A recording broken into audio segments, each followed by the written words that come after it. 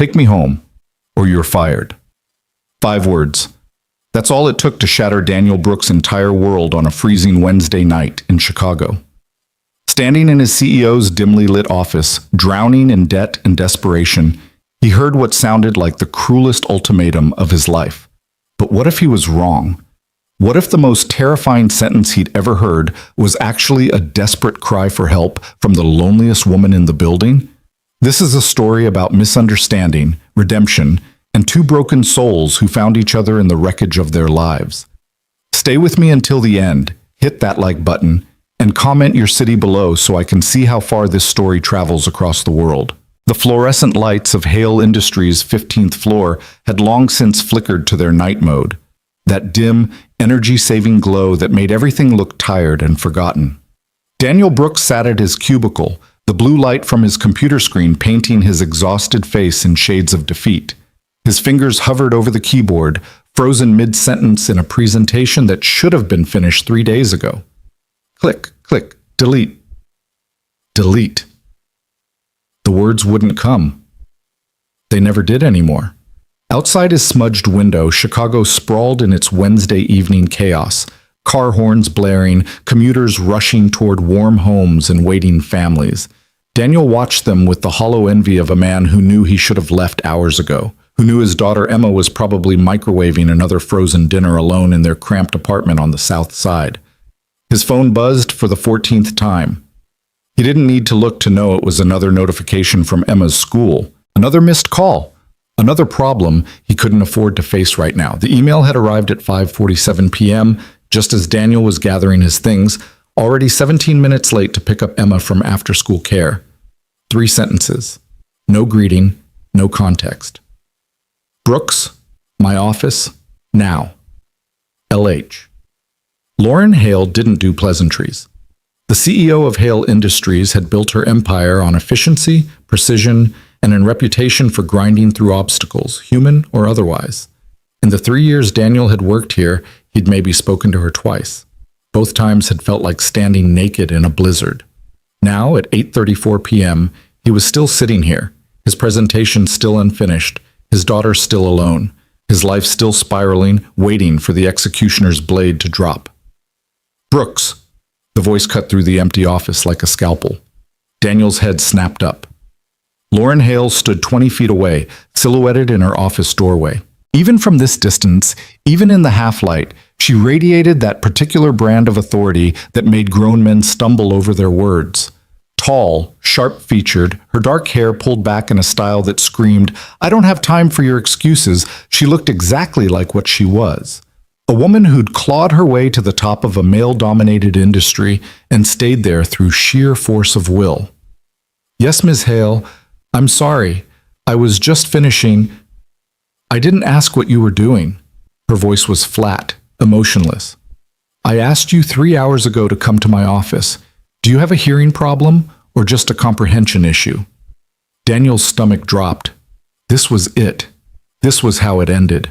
He stood up so quickly his chair rolled backward and hit the cubicle wall with a dull thud. His hands were shaking as he grabbed his phone.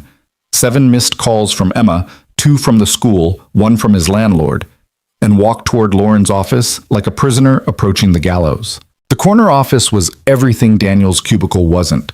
Floor-to-ceiling windows overlooking the Chicago skyline. Minimalist furniture that probably cost more than his car. A massive desk made of some dark wood that looked like it had been carved from a single tree. Everything was perfect, angular, cold. Lauren was already behind her desk by the time he entered, her fingers flying across her keyboard with mechanical precision. She didn't look up. Daniel stood there, awkward and waiting, his phone still clutched in his sweaty palm. Emma had just texted, "Dad, where are you? It's almost 9. "Sit down, Brooks." He sat. The leather chair was probably comfortable, but Daniel felt like he was sitting on broken glass. Lauren kept typing for another 30 seconds, a deliberate power move Daniel recognized, though it didn't make the anxiety gnawing at his chest any less real. Finally, she stopped. Her eyes lifted to meet his, and Daniel was struck by something he'd never noticed before. She looked exhausted. Not just tired. Exhausted. The kind of bone-deep weariness that came from carrying weight no one else could see. There were shadows under her eyes that even expensive makeup couldn't quite hide, a tightness around her mouth that spoke of tension and sleepless nights. "Your performance review is overdue," she said, her voice still flat. "Your quarterly numbers are down 18%. You've missed 4 deadlines in the last 6 weeks. Your team lead says you're distracted, unfocused, and increasingly unreliable." Each word landed like a punch. Daniel's throat felt like sandpaper. "Ms. Hale, I can explain. I'm not finished." She leaned forward, her fingers steepled in front of her. "You're also one of the most talented analysts this company has ever employed. When you're focused, your work is exceptional. Your clients love you. Your insights have saved us millions in risk assessment." Daniel blinked. "Wait, what?" "But talent means nothing if you can't deliver consistently." Lauren's gaze didn't waver. "So I need to know right now what's going on with you. And I need the truth, not some corporate deflection about working through challenges or recommitting to excellence, the real truth." The question hung in the air like a challenge. Daniel's mind raced. This was the moment where he was supposed to say something professional, something that would save his job. "I apologize for the recent performance issues. I'm implementing a new time management system, and I'm confident you'll see immediate improvement." That's what he should say. Instead, the dam broke. "My daughter's school called today." The words tumbled out before he could stop them. "Third time this week. She's been falling asleep in class. Her grades are dropping. She told her teacher she doesn't eat breakfast anymore because I keep forgetting to buy groceries. Child Services wants to schedule a home visit." Lauren's expression didn't change, but something flickered in her eyes. "I'm 3 months behind on rent," Daniel continued, the confession pouring out of him like poison he'd been holding in too long. "My car needs $1,200 in repairs I can't afford. Emma needs new shoes. She's been wearing ones that are too small for 6 weeks because I keep choosing between her shoes and keeping the electricity on. I missed her school play last month. I forgot her birthday 2 weeks ago. I'm failing at everything." He was breathing hard now, his hands clenched into fists on his thighs. "And I know none of this is your problem. I know I should be able to handle my personal life without it affecting my work. I know you have every right to fire me right now, and honestly, maybe you should, because I'm drowning here and I don't know how to stop." The silence that followed was deafening. Lauren sat perfectly still, her face unreadable. Outside, the city continued its indifferent march toward night. Inside this perfect office, Daniel felt like he'd just committed career suicide. "How old is your daughter?" Lauren asked quietly. 8. She'll be 9 in February." Daniel's voice cracked. "She's the only thing I have left. Her mother died 4 years ago, cancer, and I promised I'd take care of her, that she'd never feel alone or scared or forgotten. And yet she's falling asleep in class." It wasn't accusatory, just a statement of fact. Somehow that made it worse. "Yes." Lauren stood up abruptly, walked to her window, and stared out at the glittering city below. Her reflection in the glass looked ghostly, insubstantial. "I'm going to tell you something, Brooks, and if you repeat it to anyone, I'll deny it, and then I'll fire you." Daniel nodded, confused. "I built this company from nothing." Her voice was different now, quieter, but with an edge of something raw beneath the corporate polish. 15 years of 18-hour days, 7 days a week. I've sacrificed relationships, friendships, sleep, health, everything. And you know what I have to show for it? She turned to face him, and in that moment, Daniel saw something he never expected to see in Lauren Hale's eyes: loneliness. A corner office, a reputation that makes people afraid to even speak to me, and an apartment I haven't been home to before midnight in 3 months. She laughed, but there was no humor in it. "Last week, I realized I couldn't remember the last time someone asked me how I was doing and actually wanted to hear the answer." Daniel didn't know what to say. This wasn't the Lauren Hale anyone knew. This was someone else entirely, someone human and hurting beneath the armor. "I'm not telling you this for sympathy," Lauren continued. "I'm telling you this because I see myself in you, Brooks. Not now, but who I was 10 years ago. Fighting so hard to prove myself, to be enough, that I forgot to actually live. And now I'm 42 years old, successful by every metric that matters in the business world, and completely, utterly alone. She walked back to her desk, but didn't sit down. Instead, she stood there, her hands flat on the polished wood, her head slightly bowed. "I don't want that for you," she said. "I don't want you to wake up one day and realize you sacrificed your daughter's childhood for quarterly reports. I don't want Emma to grow up wondering why her father chose a job over her." "I'm not choosing the job," Daniel protested. "I'm trying to survive. I need this paycheck. Without it, I lose everything." "I know." Lauren looked up at him. "Which is why I'm not firing you." Relief flooded through Daniel's chest, so intense it almost hurt. "But I'm not leaving things as they are either." She moved around the desk, perched on the edge of it, a surprisingly informal gesture from someone so rigidly corporate. "Here's what's going to happen. Starting tomorrow, you're on a flexible schedule. You'll work your 40 hours, but you set the times. If Emma needs to be picked up at 3, you pick her up at 3. If she has a school event, you attend it. No questions, no guilt." Daniel stared at her. "Ms. Hale, I'm not finished." There was the slightest hint of a smile on her lips. "I'm also giving you a 20% raise, retroactive to last month. That should help with the rent situation and the grocery situation and the shoes situation." "Why?" The word came out as barely a whisper. "Why would you do this?" Lauren was quiet for a long moment. When she spoke, her voice was so soft Daniel had to lean forward to hear it. "Because someone should have done it for me. Because watching you destroy yourself to keep this job reminds me of every mistake I've ever made. And because..." She paused, seeming to struggle with the words. "Because I'm tired of living in a world where we pretend we're machines instead of human beings." She stood up, walked to a small table in the corner where a coffee maker sat, and poured herself a cup with shaking hands. Daniel noticed the tremor, small, but there. "How long since you've eaten?" Daniel found himself asking. Lauren looked at him, surprised by the question. "I had coffee for breakfast." "That's not food." "I had lunch, I think." "Maybe. There was a meeting with catering." "And dinner?" "I don't really do dinner." The absurdity of it hit Daniel all at once. Here was one of the most powerful women in Chicago, living on coffee and conference room snacks, probably just as lost as he was, just in a different tax bracket. "Neither do I," he admitted. "Emma microwaves frozen meals most nights.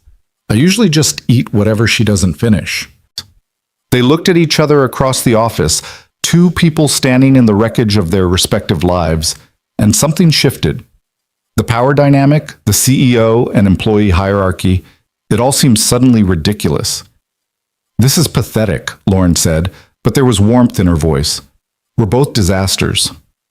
"Yeah," Daniel agreed, "we really are." Lauren took a sip of her coffee, made a face, and set it down. "That's terrible. I don't even like coffee. I just drink it because I'm supposed to." Despite everything, the stress, the fear, the exhaustion, Daniel laughed. It started as a chuckle and grew into full, genuine laughter, the kind he hadn't felt in months. Lauren watched him, and slowly, incredibly, she smiled. A real smile, not the corporate mask she wore in meetings. "I have an idea," she said suddenly, "and you're going to think I'm crazy. Given the evening we're having, I'm ready for crazy. Take me home." The words hit Daniel like a physical blow. His laughter died instantly. The office suddenly felt very small, very warm. He took a step back, his mind reeling. "I'm sorry, what?" "Take me home," Lauren repeated, and then her eyes widened as she heard what she'd just said, how it sounded. "No, wait. Oh, God. No, I didn't mean..." She pressed her hands to her face. "I meant give me a ride home. My driver called in sick and I was going to just take an Uber, but..." "Or you're fired?" Daniel's voice came out strangled, somewhere between panic and hysteria. "What? No!" Lauren looked horrified. "Why would I... Oh, God, did you think I was..." She sat down hard in her chair, her professional composure completely shattered. "Brooks, I was literally offering you a raise and flexibility 30 seconds ago. Why would I then sexually harass you?" "I don't know." Daniel's heart was hammering. "You're the CEO. You said take me home. What was I supposed to think?" "That I needed a ride." Lauren was actually blushing now, color flooding her pale cheeks. Because my apartment is in Lincoln Park, and you live on the south side, and I don't know what I thought. That maybe we could both stop being pathetic for 5 minutes and act like normal humans? They stared at each other, both breathing hard, and then simultaneously started laughing again. But this time it was different, edged with exhaustion and absurdity and the recognition of just how broken they both were. I'm so sorry, Lauren managed between gasps. I'm apparently terrible at normal human interaction. No, I'm sorry, Daniel said. I just assumed the worst because I'm a CEO and you're conditioned to expect abuse of power. Yeah, actually. Lauren shook her head, wiping at her eyes. Fair enough. Let me try again. She stood up, walked over to Daniel, and extended her hand formally. Daniel Brooks, would you please give me a ride to my apartment? I will pay for gas. And maybe we could stop and get actual food because we're both clearly starving and making terrible decisions. Daniel looked at her hand, then at her face. The mask was completely gone now. She just looked like a tired woman who was trying very hard not to be alone for one more night. He shook her hand. Yes, Ms. Hale, I can do that. Lauren? When it's just us, it's Lauren. Daniel. I know. I've read your file approximately 40 times trying to figure out why such a talented analyst was falling apart. She grabbed her coat, a long, elegant wool thing that probably cost more than Daniel's monthly rent, and her briefcase. Turns out the answer was pretty simple. You're human. They walked to the elevator together, the empty office stretching out behind them like a monument to wasted lives. In the elevator's mirrored walls, Daniel caught their reflection. Him in his rumpled shirt and cheap tie, her in her designer suit and heels. They looked like they belonged to different worlds. Maybe they did. But right now, in this moment, they were just two people who had forgotten how to take care of themselves. The parking garage was nearly empty, their footsteps echoing off concrete. Daniel led her to his car, a 10-year-old Honda Civic with a dent in the passenger door and a check engine light that had been on for 6 months. It's not much, he said, suddenly embarrassed. It runs? Most of the time. Then it's better than my car. Daniel looked at her incredulously. You own a Tesla, which my driver drives because I never learned how. Lauren slid into the passenger seat, looking strange and out of place among the fast food wrappers and Emma's forgotten homework. I grew up in Manhattan, never needed to drive. Daniel started the car, which sputtered to life with a concerning rattle, and pulled out of the garage. Chicago night wrapped around them, cold and indifferent and vast. Where to? He asked. Lauren rattled off an address in Lincoln Park that confirmed everything Daniel had suspected about her wealth. Then she added, but first we need to pick up your daughter. Daniel's hands tightened on the steering wheel. Emma? It's almost 9:30. You said she's alone. We can't just leave her there while we go get dinner. Lauren said it like it was obvious. We'll pick her up, get food, and then I'll help you with whatever needs doing. Homework, bedtime, whatever. Lauren, you don't have to. I know I don't have to. I want to. She looked out the window. When was the last time you had help, Daniel? Real help, not just people telling you to hang in there or stay strong. He couldn't answer, because the truth was never. Since Sarah died, it had been him alone against the world. That's what I thought, Lauren said softly. So tonight, you have help, even if it's just from your emotionally stunted CEO who doesn't know how to boil water. You can't boil water? I have a master's degree in economics from Princeton, and I've closed billion-dollar deals. But cooking? She shook her head. Never learned. Never had time. Daniel found himself smiling despite everything. Emma can boil water. She's been making her own mac and cheese since she was 6. Something crossed Lauren's face. Sadness, maybe, or recognition. That's not something to be proud of, Daniel. I know. They drove in silence for a few minutes, the city streaming past the windows. Daniel's phone buzzed again. Emma. Dad, seriously, where are you? He typed back quickly. On my way, baby. 5 minutes, and I'm bringing a surprise. A surprise? Lauren read over his shoulder. You're the surprise. The terrifying CEO who's never been to an 8-year-old's apartment? That's your idea of a good surprise? I'm betting Emma will like you more than you think. Why? Because you're honest. Kids can smell fake from a mile away. And whatever else you are, you're not fake. Lauren was quiet for a moment, then, so softly, he almost didn't hear it. Thank you. Daniel pulled up to his apartment building, a worn-down brick structure that had seen better decades. The security door was broken again, graffiti sprawled across the wall, trash cluttering the sidewalk. He watched Lauren take it all in, waiting for judgment. But she just unbuckled her seatbelt and said, "Which floor?" "Third, no elevator." "Good. I need the exercise. I sit all day." They climbed the stairs together, Lauren hiking up her expensive skirt slightly to navigate the steps, her heels clicking on the worn linoleum. The hallway smelled like cooking and old carpet. Someone's TV blared through thin walls. Daniel's apartment was at the end. He could hear music playing inside, Emma's favorite pop station. His heart clenched with guilt and love and exhaustion. He unlocked the door. "Emma, I'm home!" The music cut off instantly. Footsteps thundered, and then Emma appeared in the hallway, small for 8, with her mother's dark curls and Daniel's gray eyes, wearing pajamas that were getting too short in the legs. "Dad!" She launched herself at him, and Daniel caught her, holding tight. "You're so late. I was worried."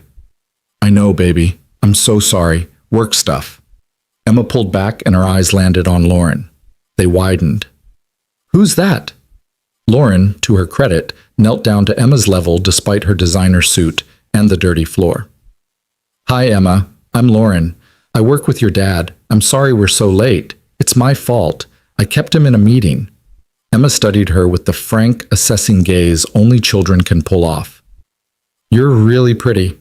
Lauren blinked, clearly not expecting that. "Oh, thank you. Are you Dad's boss?" "Yes." "Is Dad in trouble?" Daniel started to intervene, but Lauren held up a hand gently. "Your dad is actually one of the best people at our company," she said seriously. "And no, he's not in trouble. In fact, I wanted to tell him tonight that he's getting a raise. Do you know what that means?" "More money?" "Exactly. So you can get new shoes and your dad can buy groceries and maybe you can go do something fun together on weekends." Emma's eyes lit up. Then, with typical 8-year-old logic, she asked, "Are you staying for dinner? Because we only have frozen pizza and it's not very good." Lauren smiled, that real smile again. "Actually, we were thinking about going out to get real food. Would you like to come?" "Really?" Emma looked at Daniel for confirmation. He nodded, feeling something in his chest unknot slightly.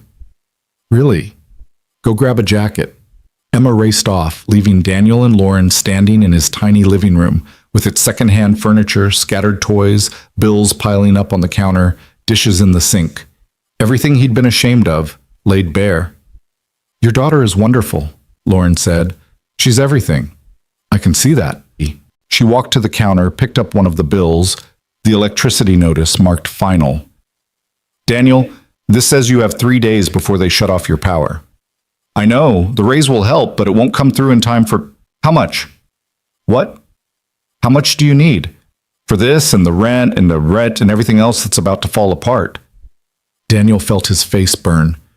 "Lauren, I can't take money from you." "Why not?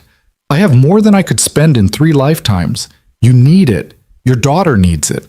She was already pulling out her phone. "I can transfer it right now. Because it's not right. Because you're my boss. Because pride matters more than keeping the lights on for Emma?" That stopped him cold. "I'm not trying to control you," Lauren said more gently. "I'm not trying to buy you or make you owe me. I'm just trying to help. Let someone help Daniel, please." Emma came back wearing her jacket, and the moment passed. But Daniel saw Lauren tuck her phone away with a look that said this conversation wasn't over. They went to a diner 3 blocks away, the kind of place with cracked vinyl booths and laminated menus, and the best pancakes in Chicago at any hour. Emma ordered chocolate chip pancakes with ice cream. Daniel got coffee and eggs. Lauren stared at the menu like it was written in ancient Greek. What do people eat at diners?" "Anything you want," Daniel said. "It's all good." She ended up ordering a burger and fries, and when it came, she stared at it like she'd never seen food before. When was the last time you had a burger? Emma asked around a mouthful of pancake. Honestly, I can't remember. Lauren picked it up awkwardly, took a bite, and her eyes widened. Oh my God. Good, right? Emma grinned. This is incredible. Lauren took another bite, then another. Why do I eat expensive salads when this exists? Because you're rich, Emma said matter-of-factly. Emma, Daniel chided, but Lauren laughed. She's not wrong. I've been eating expensive food that tastes like cardboard for years because I thought I was supposed to. They ate and talked, and slowly the exhaustion that had been crushing both Daniel and Lauren began to ease. Emma told Lauren about school, about her best friend Madison, about the book she was reading. Lauren listened with genuine interest, asking questions, laughing at Emma's stories. Daniel watched them and felt something shift inside him. This strange, impossible evening, this woman who should have fired him, who instead had stripped away her armor and shown him her own brokenness. This moment of normalcy in the chaos. Emma was yawning by the time they finished eating. Lauren insisted on paying. You can argue tomorrow, but tonight I'm buying dinner and that's final. They drove to Lauren's building, a gleaming high-rise with a doorman and marble everything. Lauren hesitated before getting out. Thank you, she said, for tonight, for not letting me be alone with my terrible coffee and my empty apartment. Thank you for not firing me, and for everything else. Daniel? She turned back. Tomorrow, when you come to work, we're going to sit down and figure out a real plan. For you, for Emma, for making this sustainable. You don't have to do this alone anymore. He nodded, not trusting his voice. Lauren looked back at Emma, who had fallen asleep in the back seat. She's lucky to have you. I'm not so sure about that. I am. Lauren opened the door, then paused one more time. That thing I said earlier about taking me home, I really did just mean a ride. I know. But I'm glad you misunderstood because I think we both needed tonight to fall apart a little, to stop pretending we had it all together. She stepped out into the cold Chicago night, and Daniel watched her walk into her building, this powerful woman who ran a company but couldn't boil water, who had everything and nothing. He looked at Emma sleeping in the back seat, then at the city stretching out around them. For the first time in years, Daniel Brooks allowed himself to feel something besides fear and guilt. Hope. Maybe, just maybe, things could actually get better. He started the car and drove home through the winter night, carrying his sleeping daughter up 3 flights of stairs, tucking her into bed, kissing her forehead.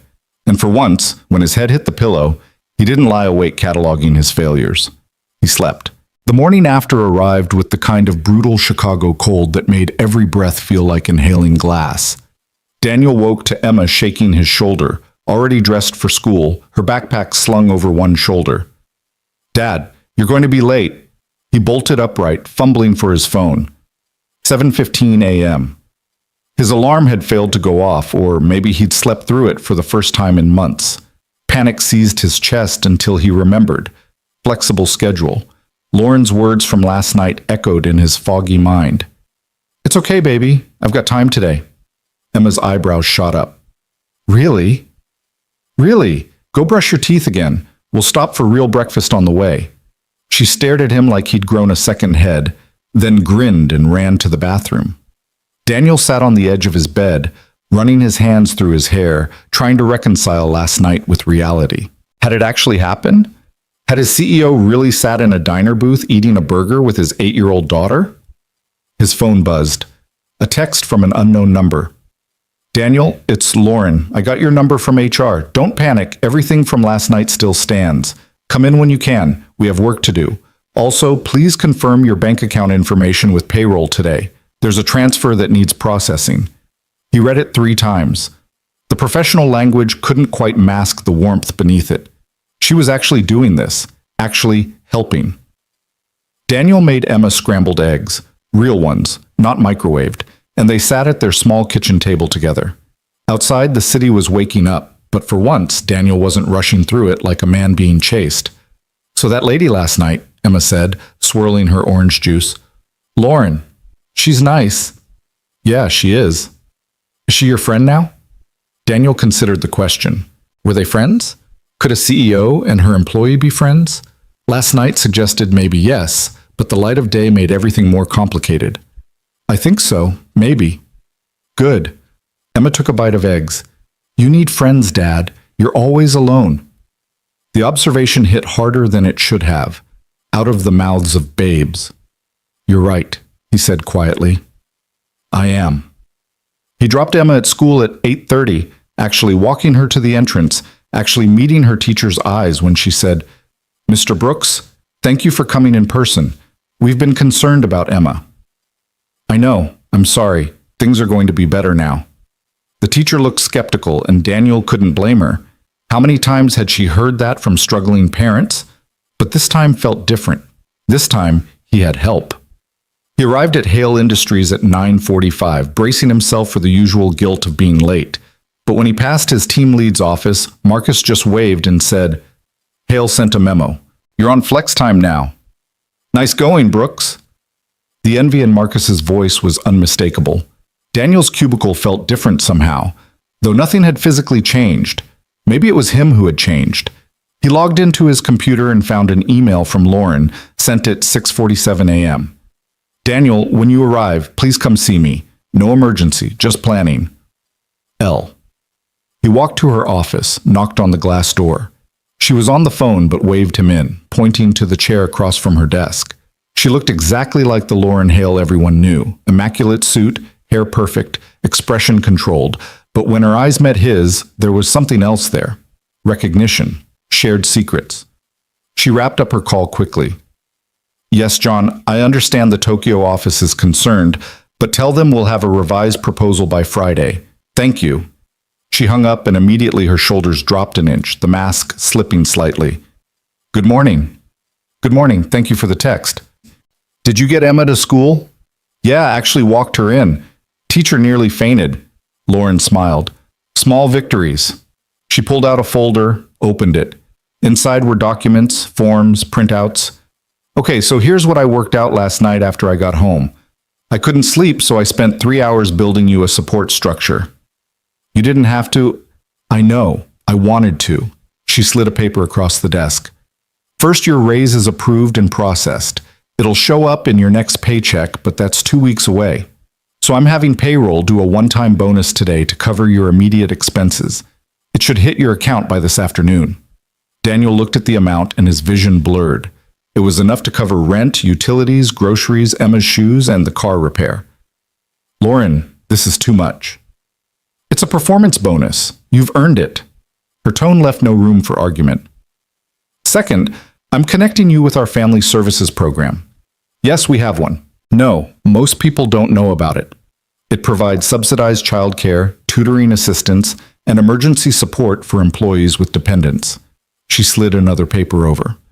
Third, I'm personally recommending you for the senior analyst position that's opening next month. It comes with another 20% pay increase and better benefits. Why are you doing all this? Lauren leaned back in her chair, studying him.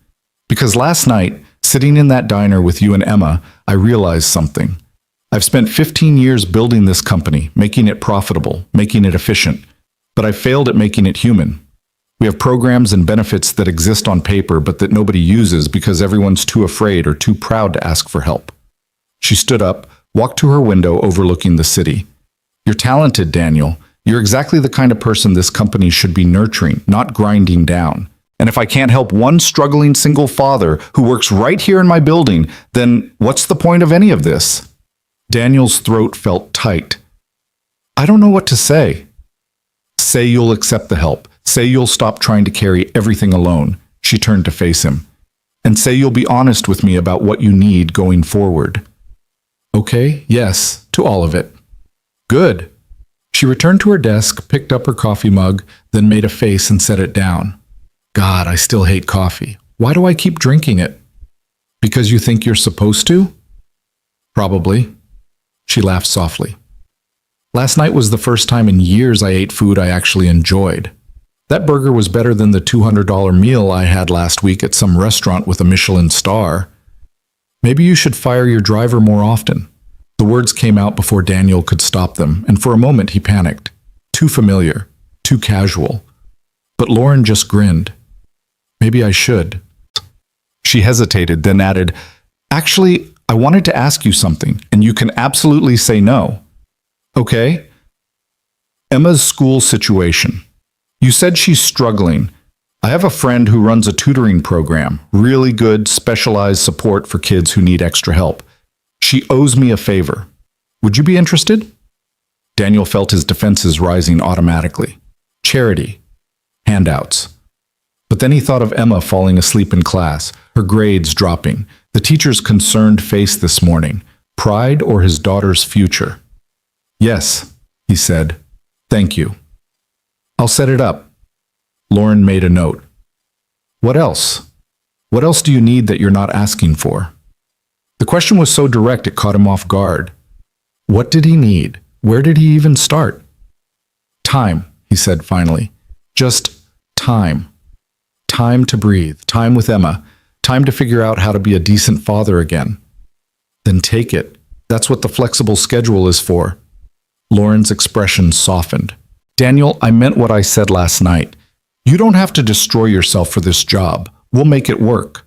They spent the next hour going over his projects, reorganizing deadlines, redistributing some of his workload. Lauren was all business during this part. Sharp, efficient, brilliant. But every so often, she'd pause and ask, Does this timing work with Emma's schedule? Or will this give you enough breathing room? By the time Daniel left her office, he felt like a drowning man who'd just been thrown a lifeline. The next few days settled into a new rhythm. Daniel worked his hours but left at 3 to pick up Emma.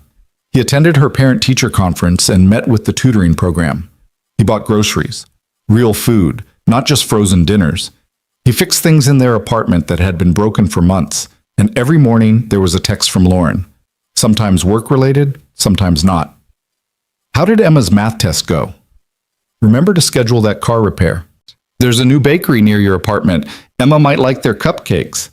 Small things, but they added up to something larger, someone who cared, who was paying attention, who saw him as more than just an employee. On Friday, Lauren called him into her office again. This time her expression was different, nervous maybe, uncertain. So, I have a weird request, she said without preamble. After the week we've had, I'm ready for weird. I've been thinking about what you said, about needing time with Emma, about being a better father. She was fidgeting with a pen, not meeting his eyes, and I realized I don't know how to do that. Do what?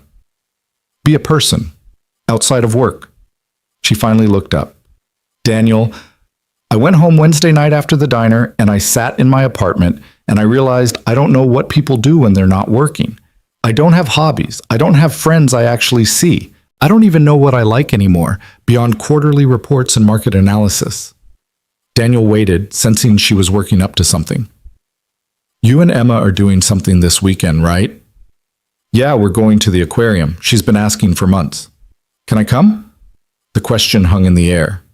Daniel blinked. You want to go to the aquarium? With us? I know it's strange.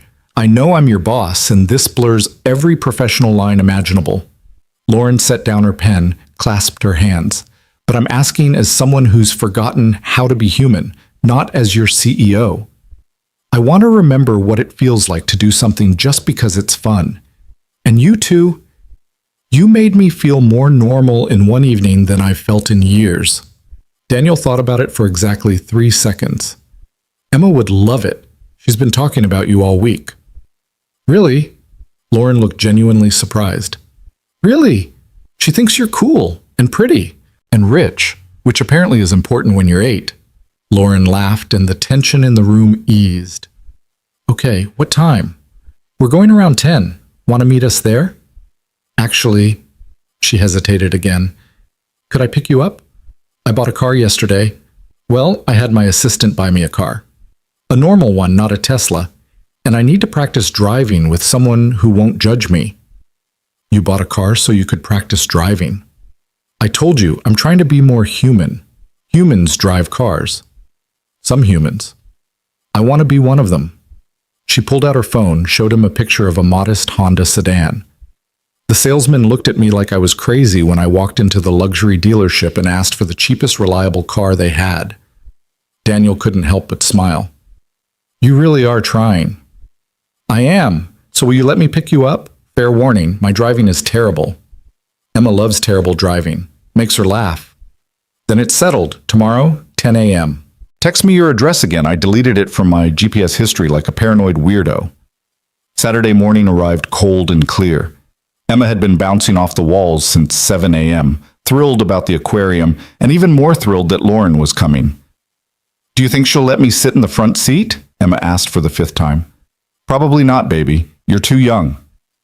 But I'm almost 9. Still too young. Lauren arrived at 9:55, driving carefully and overly slowly down their street. She parked with the kind of exaggerated caution of someone terrified of denting another car.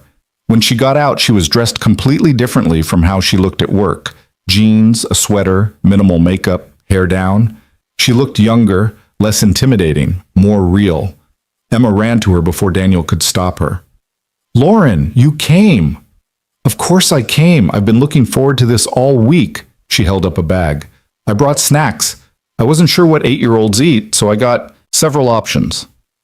Inside the bag were enough snacks to feed a small army: granola bars, fruit pouches, crackers, candy. You're officially Emma's favorite person, Daniel said. They piled into Lauren's new car, Emma chattering away in the back seat about all the fish she wanted to see. Lauren drove like she was taking a driver's test, both hands on the wheel, checking her mirrors obsessively. You can relax, Daniel said gently. You're doing fine.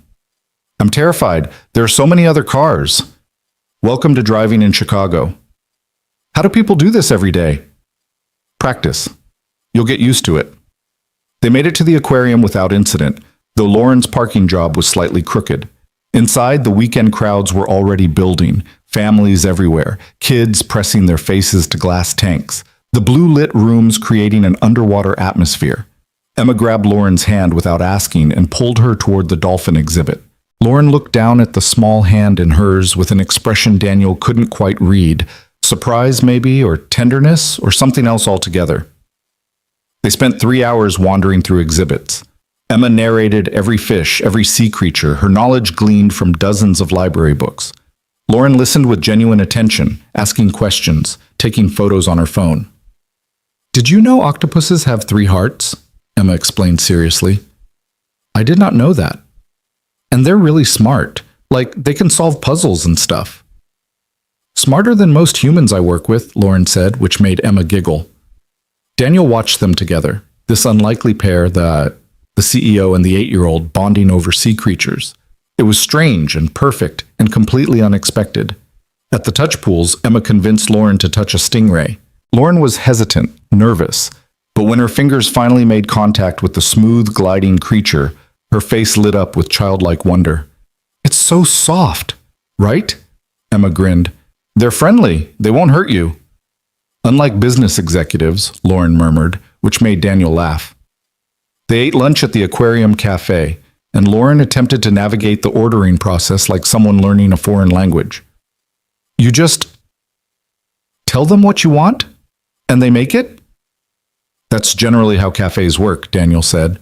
I usually have my assistant order food, or I skip meals. She studied the menu with intense concentration. What's good?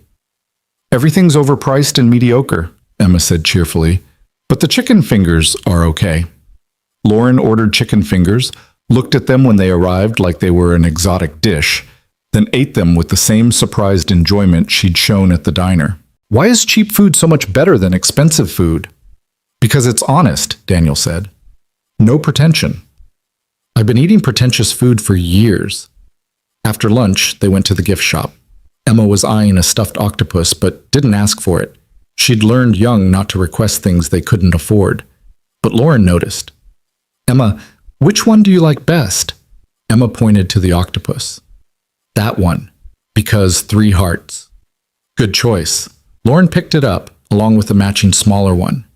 This one's for you, this one's for me. Now we both have 3-hearted friends. Emma's face transformed with joy. Really? Really? Everyone needs a 3-hearted friend. At the register, Lauren also bought a book about marine biology and a poster of dolphins. When Daniel tried to protest, she just shook her head. Let me do this, please. The drive home was quieter, Emma dozing in the back seat, clutching her octopus. Lauren's driving was slightly more relaxed now, less white-knuckled. "Thank you for today," she said softly. "I haven't had that much fun in... I honestly can't remember when. Thank you for coming, for the gifts, for everything. Can I tell you something strange? Always? I kept thinking today about my mother. She died when I was 12. Cancer. Like your wife." Lauren's voice was steady but quiet. "Before she got sick, she used to take me to the aquarium in New York. It was our special thing. I haven't been to one since she died. Couldn't face it. I'm sorry. Don't be. Today was healing, actually. Being there with Emma, seeing her excitement, it reminded me of good things I'd forgotten." She paused at a red light. "I spent so many years running from grief by burying myself in work. I thought if I stayed busy enough, I'd never have to feel the loss. But all I did was lose myself too." Daniel understood that more than he could say. "Yeah, I know what you mean. I know what you... Emma's lucky to have you fighting for her, fighting to stay present even when it's hard. I don't always succeed. None of us do. But you're trying. That's what matters." They pulled up to Daniel's building. Emma woke up as the car stopped, groggy and happy. "Are you coming up?" she asked Lauren. "Dad could make spaghetti. He makes good spaghetti." Lauren looked at Daniel, a question in her eyes. "You're welcome to stay," he said. "If you want." "I want." So Lauren came up to their third-floor apartment again, and this time she didn't look at the worn furniture or the cramped space with pity. She just took off her shoes by the door like she belonged there and asked, "What can I do to help?" "You can set the table," Daniel said. "Emma will show you where everything is." He cooked while they worked together in the small kitchen, Emma explaining the system they had for plates and cups and silverware. Lauren followed her instructions carefully, and when Emma corrected her placement of a fork, she fixed it without ego. They ate spaghetti at the little table, Emma telling them more facts about octopuses, the stuffed animal sitting in the chair beside her. It was domestic and simple and completely ordinary. And for Lauren, sitting there in this tiny apartment with the struggling family, it felt like the first real moment she'd had in years. After dinner, Emma asked if Lauren wanted to see her room. Daniel started to say she didn't have to, but Lauren was already following Emma down the short hallway. He cleaned up dishes, hearing their voices in the other room, Emma showing off her books, her drawings, her treasures. When they came back 15 minutes later, Lauren's eyes were slightly red. "Everything okay?" Daniel asked quietly while Emma went to brush her teeth. "She has a photo by her bed. Of her mother." "Yeah. She told me about her. How she died. How much she misses her." Lauren's voice cracked slightly. "And then she said, 'But it's okay because I have Dad, and now I have you too. Like I'm part of her life now.'" "You are. If you want to be." "I do. God help me. I really do." Lauren wiped at her eyes. "I don't know how to do this, Daniel. I don't know how to be someone's person. I've spent so long being the CEO, the boss, the unapproachable one. What if I mess this up?" "Then you mess it up and we figure it out together." He handed her a tissue. "None of us know what we're doing. We're all just trying our best." Emma came back, and they watched a movie together, some animated thing about talking animals that Emma had seen a dozen times. Lauren sat on the couch, and Emma curled up next to her like it was the most natural thing in the world. Daniel watched them from his chair, his daughter and his CEO, and felt his carefully constructed world reshaping into something new. When the movie ended, Emma was yawning. Lauren helped Daniel get her ready for bed, standing in the doorway while he tucked her in. "Good night, Emma," Lauren said softly. "Good night, Lauren. Will you come back?" "If your dad says it's okay, I'd like to." "It's okay," Emma said, looking at Daniel for confirmation. "It's okay," he agreed. They left Emma's room, pulling the door mostly closed. In the living room, Lauren gathered her things slowly, like she was reluctant to leave. "I should go. You both must be exhausted." "Lauren?" She turned. "This has been one of the best days I've had in years. Thank you." "Me too." She smiled. "Same time next week? Maybe the zoo?" Emma would love that. At the door, she paused. Daniel, can I ask you something personal? Sure. How did you do it? After Sarah died, how did you keep going? He thought about it carefully. Honestly, some days I didn't. Some days I just survived. But Emma needed me to be more than surviving, so I tried and failed and tried again. It's not pretty or noble. It's just persistent stubbornness. I think that's the bravest thing I've ever heard. It doesn't feel brave. It feels necessary. Maybe that's what brave is, doing the necessary thing even when it's hard. She opened the door, then looked back. I'm glad I misunderstood you that night. I'm glad you gave me a ride. I'm glad we fell apart in front of each other. Me too. She left, and Daniel stood in his doorway, watching her navigate the stairs carefully in the dim light. When she reached the bottom, she looked back up and waved. He waved back, then closed the door and leaned against it. His phone buzzed almost immediately. A text from Lauren. Made it to my car without falling. Small victories. Thank you for today, for letting me be part of this. L. He texted back. Thank you for wanting to be part of it. Drive safe. Always. Well, safely-ish. I'm still learning. See you Monday. Daniel walked to Emma's room, peeked in to see her sleeping peacefully, the stuffed octopus tucked under her arm. Then he went to his own room, sat on his bed, and let himself feel everything he'd been holding back. Hope, fear, gratitude, confusion, the strange, terrifying possibility that maybe his life was actually getting better, that maybe he didn't have to do this alone anymore, that maybe the sentence that had sounded like a threat was actually the beginning of something neither he nor Lauren had known they needed. He fell asleep with his phone on the nightstand, half expecting another text, half hoping for one. When it came at midnight, it made him smile in the dark. Can't sleep. Keep thinking about three-hearted octopuses and 8-year-olds who accept people without judgment. Your daughter is teaching me how to be human again. Thank you for sharing her with me. L. He typed back. She's teaching me too. Good night, Lauren. Good night, Daniel. And for the first time in 4 years, neither of them felt alone. The weeks that followed the aquarium trip developed a rhythm that felt both foreign and essential. Lauren became a fixture in their lives, though neither Daniel nor Emma quite knew how to define what she was. Not just his boss, not quite family, something in between that defied easy categorization.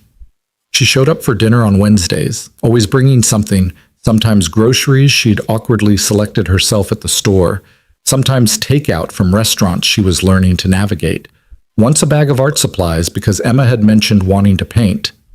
She was teaching herself to be spontaneous, to be present, to be someone other than the CEO who lived in her office.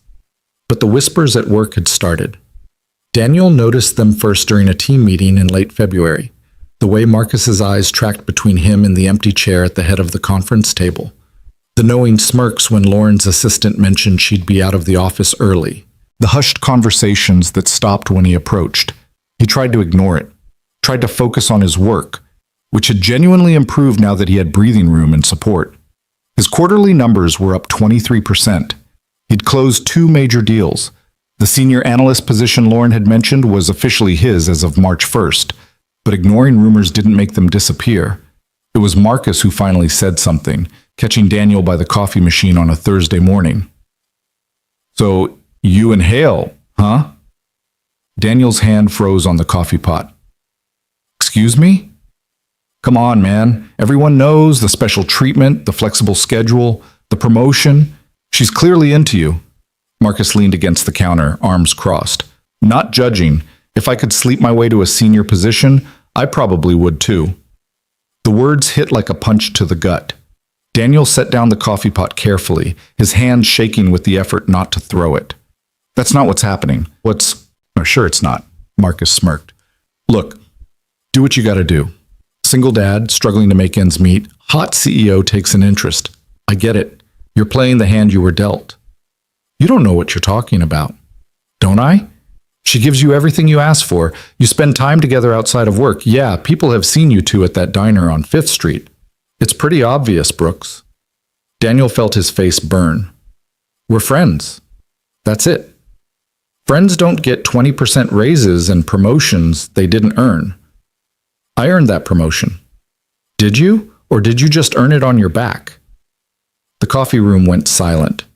Daniel realized 3 other people were there, pretending not to listen but clearly absorbing every word. His reputation, his integrity, everything he'd worked for, being shredded in real time over coffee and cruel assumptions. You need to stop talking, Daniel said quietly. Or what? You'll tell your girlfriend to fire me? Marcus laughed. Marcus, see, that's the problem. None of us can say anything because you've got the boss in your pocket, or your bed, whichever. Daniel walked out before he did something he'd regret. He made it to the bathroom, locked himself in a stall, and tried to breathe through the rage and humiliation coursing through him. They thought he was sleeping with Lauren. They thought everything he'd achieved in the last 2 months was because of sex, manipulation, using his position as a struggling father to seduce his way up the corporate ladder. The idea was so absurd it would have been funny if it wasn't destroying him. His phone buzzed, a text from Lauren. Morning meeting ran long. Lunch today? There's a new sandwich place I want to try. He stared at the message, and for the first time since that night in her office, he felt resentment flare.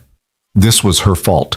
Her insistence on being part of his life, on blurring professional lines, on treating him differently than everyone else. She'd meant well, but she'd also painted a target on his back. He didn't respond. The day dragged on. Daniel threw himself into work, barely looking up from his computer. When his phone buzzed again with another message from Lauren, he ignored it, and the next one, and the one after that.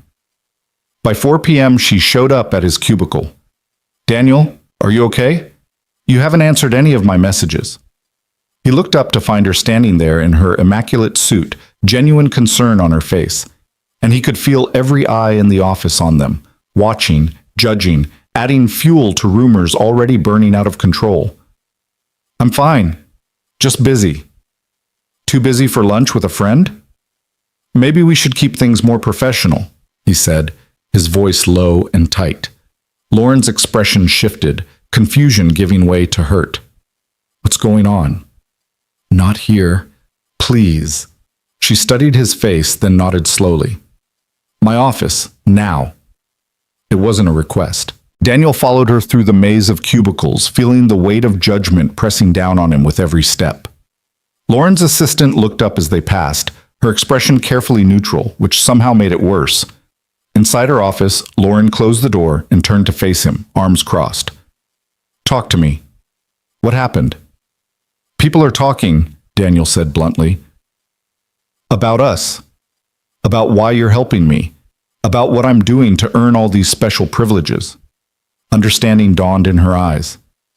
They think we're sleeping together.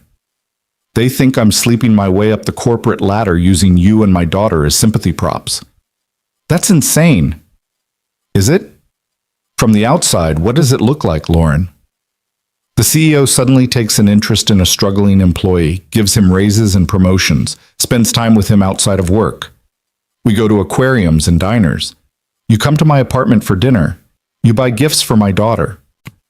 His voice was rising despite his efforts to control it. How is anyone supposed to interpret that as anything other than inappropriate? Lauren's face had gone pale. Because we're friends. Because I was trying to help. And look how that's working out for me. Now everyone thinks I'm a whore who sold out for a paycheck. The word hung between them, ugly and raw. Lauren flinched. Daniel, I never meant...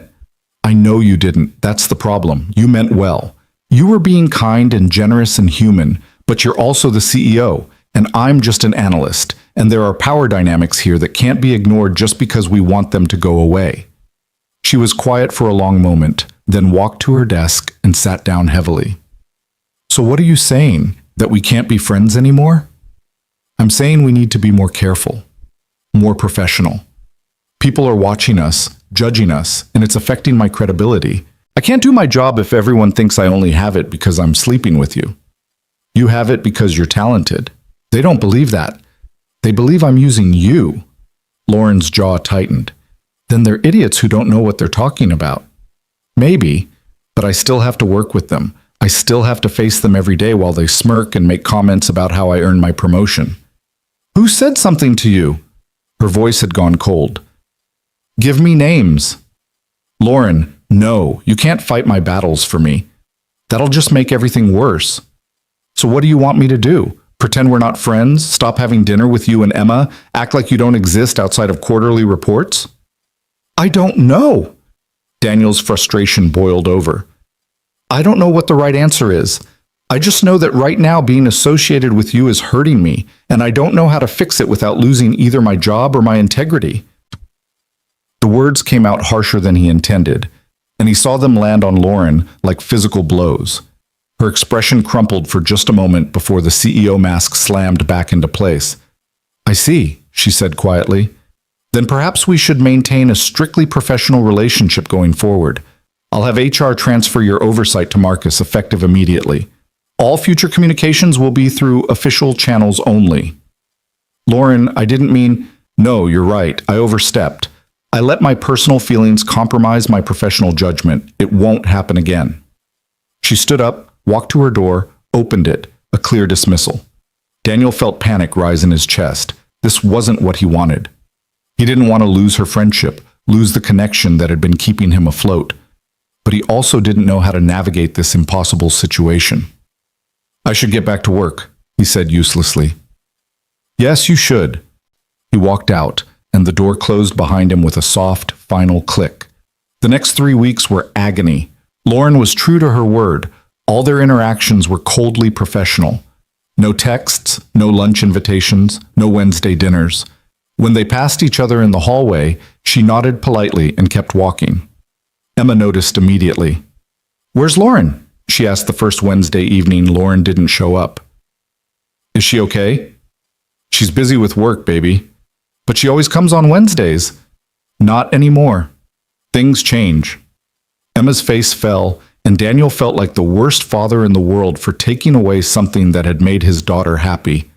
But what choice did he have? Let the rumors grow? Let his professional reputation be destroyed? Work became unbearable. The promotion had gone through, but now everyone viewed it as proof of favoritism rather than earned achievement. His new team members were coldly polite at best, openly hostile at worst. Marcus had been promoted to team lead in the reshuffle, and he wielded his new authority like a weapon, assigning Daniel the worst projects, the impossible deadlines, the no-win scenarios. Daniel's performance started to slip again. Not dramatically, but enough. Enough that he could see the old patterns returning. Stress, exhaustion, that feeling of drowning that had defined his life before Lauren intervened. He lasted 3 weeks before he broke. It was a Friday evening, late, most of the office already gone. Daniel was still at his desk, staring at a presentation due Monday that he'd made no progress on. His phone showed 12 missed calls from Emma's after-school program.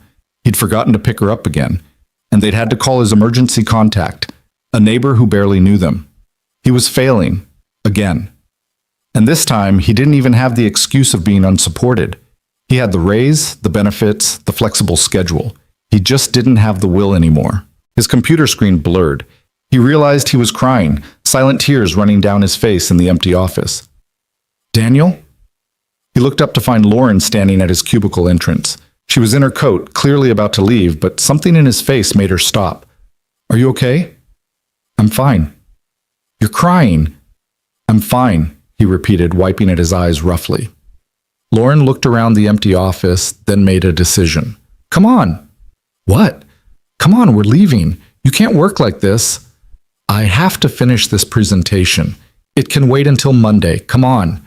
She didn't give him a choice, just started walking toward the elevators.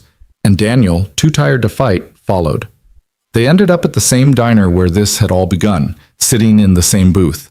The waitress recognized them, smiled warmly, asked where the cute kid was tonight. Home with a neighbor, Daniel said quietly. I forgot to pick her up from after-school care. Lauren's expression tightened, but she didn't comment. They ordered coffee, still terrible, still consumed out of habit, and sat in silence for a long moment. I hate this, Lauren said finally. I hate what's happened between us. Me too. I've missed you. And Emma. I've missed Wednesday dinners and terrible parking jobs and feeling like a normal person instead of a corporate robot. I've missed you too, but the rumors are just that. Rumors. started by small people who can't imagine that a woman in power might genuinely care about an employee without sexual motivation. Her voice was bitter. I've dealt with this my entire career. Men who assume any success I've had must be because I slept my way to the top. Women who see any kindness as weakness or manipulation. It's not just you they're attacking, it's me too. I know, and I'm sorry for that. I should have realized how my actions would be perceived. I should have been more careful about protecting your reputation. She wrapped her hands around her coffee mug.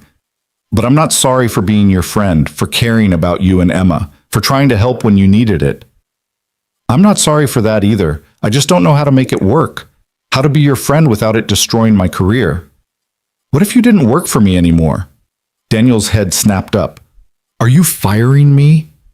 What? No, God, no. Lauren leaned forward. I'm saying, what if you didn't work at Hale Industries at all? What if you worked somewhere else, somewhere where there's no power dynamic, no appearance of impropriety? I can't just quit. I need this job. I have contacts at a dozen companies in Chicago. Good companies, places that would jump at the chance to hire someone with your skills. Places where you could work without everyone assuming you're sleeping with your boss. Daniel stared at her. You'd help me leave? If that's what it takes for us to be friends without it hurting you, then yes, absolutely. Her eyes were intense. I don't want to lose you from my life, Daniel, but I also don't want to be the reason your career implodes. So if the solution is getting you a better position somewhere else, I'll make it happen. That's a lot. You're worth it. Both of you are. The waitress came back, set down their food, burgers and fries, the same order as last time. They ate in silence for a few minutes, the familiar taste somehow comforting. Emma's been asking about you, Daniel said finally. Every Wednesday, she sets an extra plate at dinner and asks when you're coming back. Lauren's eyes filled with tears. I've been going to the aquarium by myself on Saturdays, looking at the octopuses, feeling like an idiot because I bought that stuffed animal and I sleep with it on my bed like I'm 8 years old instead of 42. Despite everything, Daniel smiled. You sleep with a stuffed octopus? It has 3 hearts. It reminds me of her. She'd love that you kept it. I miss her. God, I miss her so much. I didn't know it was possible to miss a child who isn't yours. She's been drawing pictures for you, keeping them in a folder because she says when you come back she wants to show you everything you missed. Lauren pressed her hand to her mouth, a sob catching in her throat. I can't do this anymore, Daniel. I can't pretend I don't care about you both. I can't go back to being alone in my perfect apartment with my perfect career and my empty life. Then don't. But the rumors, screw the rumors. The words surprised him as much as her.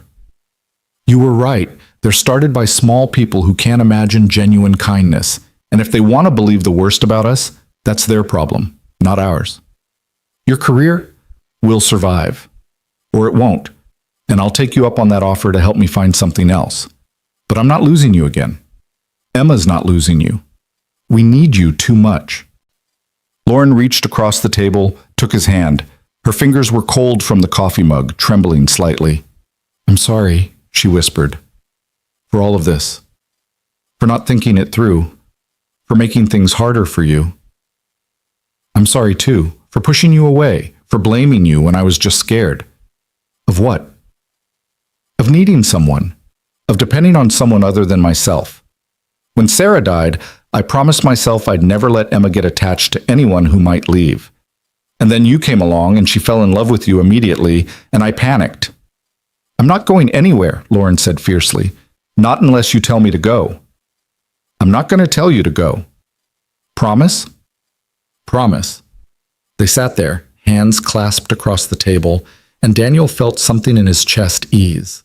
The fear, the isolation, the stubborn insistence on handling everything alone, it loosened its grip slightly. So what now? Lauren asked. Now you come back to Wednesday dinners. You keep teaching yourself to drive.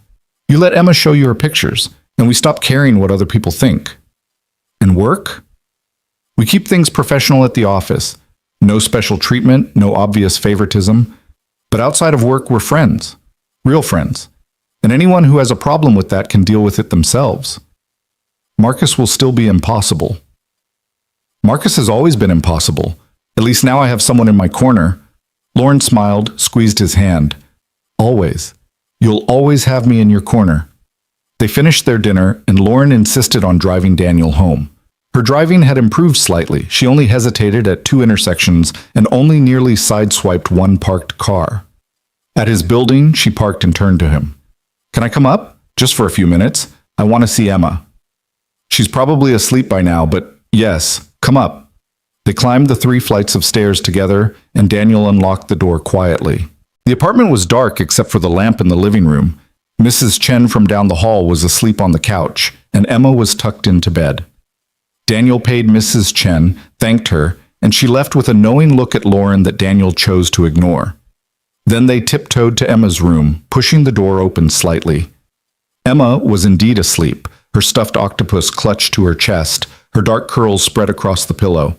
On her nightstand was a folder labeled "For Lauren" in careful 8-year-old handwriting. Lauren's breath caught. She stepped into the room slowly, knelt by the bed, and gently brushed a curl from Emma's face. "Hi, sweetheart," she whispered.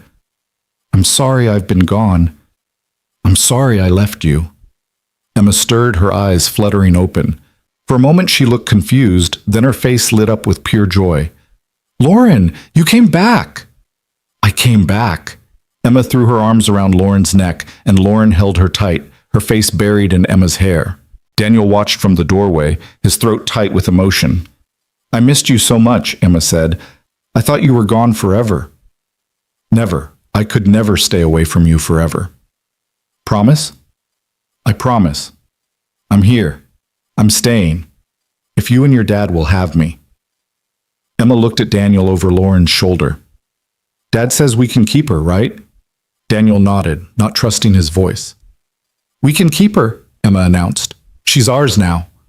Lauren laughed through her tears. "I'm yours, both of yours." They stayed like that for several minutes, Emma chattering about everything Lauren had missed. School, friends, the new book she was reading, the pictures she'd drawn.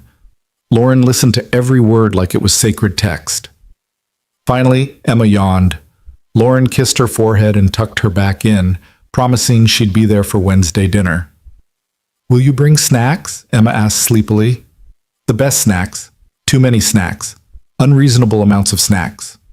"Perfect." In the living room, Lauren sat on the couch and Daniel joined her, both of them wrung out emotionally, but lighter somehow. "Thank you," Lauren said, "for letting me back in. Thank you for not giving up on us." "I could never give up on you." She leaned her head on his shoulder, a gesture of exhaustion and trust. "You two are the only real thing in my life. Everything else is just performance. You're the only support system we have. Everything else is just survival." They sat in comfortable silence, the city humming outside the windows, until Lauren's phone buzzed. She glanced at it and sighed. "I should go. Early meeting tomorrow." "On a Saturday?" "Tokyo office. Time zones." Daniel walked her to the door. She hesitated before leaving, then turned back and hugged him quickly. "See you Wednesday?" "Wednesday," he confirmed. "And Lauren? Bring the octopus. Emma will want to see that you kept it." She laughed. "I will." "Good night, Daniel." "Good night." He watched her descend the stairs, heard her car start up, then closed the door and leaned against it. They'd survived the storm. The rumors would continue, the judgment would persist, but they'd made their choice. They'd chosen each other, chosen this strange, unconventional family they were building from broken pieces. And for the first time in weeks, Daniel felt like maybe everything would actually be okay. His phone buzzed, a text from Lauren. "Home safe, thank you for tonight. For choosing us over fear, I won't let you down." He texted back, "You never could. Sleep well." "You too. See you Wednesday, with snacks and octopus." L. Daniel smiled and put his phone away. In Emma's room, he could hear her talking softly to her stuffed animal, probably telling it that Lauren was coming back. 3 hearts, he thought. Maybe that's what they all were now. Creatures who needed multiple hearts to contain all the love and fear and hope they were learning to carry together. He'd take it. Wednesday came with the first hints of spring fighting through Chicago's stubborn winter. Daniel left work at exactly 3 o'clock, ignoring Marcus's pointed comment about banker's hours, and picked up Emma from school. She'd been vibrating with excitement all day, her teacher reported with an amused smile. "Someone special coming over?" Mrs. Patterson asked. "Our friend Lauren," Emma announced proudly. "She's been gone, but she's coming back and she promised snacks." By 5:30, Emma had changed outfits 3 times, rearranged the living room twice, and set the table with their nicest plates, mismatched thrift store finds, but clean and carefully arranged. "Baby, she's seen our apartment before. You don't have to—" "I want it to be perfect," Emma insisted, adjusting a fork for the 4th time. "She's been sad. Dad, I could tell in her eyes that night. She needs to know we really want her here." Daniel's heart clenched at his daughter's perceptiveness. 8 years old and already reading emotions most adults missed. The knock came at 6 sharp. Emma raced to the door, flung it open, and there was Lauren, jeans and a soft sweater, hair pulled back casually, holding 2 grocery bags and a stuffed octopus tucked under one arm. "You brought him!" Emma shrieked with delight. "I told you I would. His name is Princeton, by the way. I decided last week." "That's a weird name for an octopus." "It's where I went to college. I wasn't very creative." Lauren set down the bags and held out the octopus.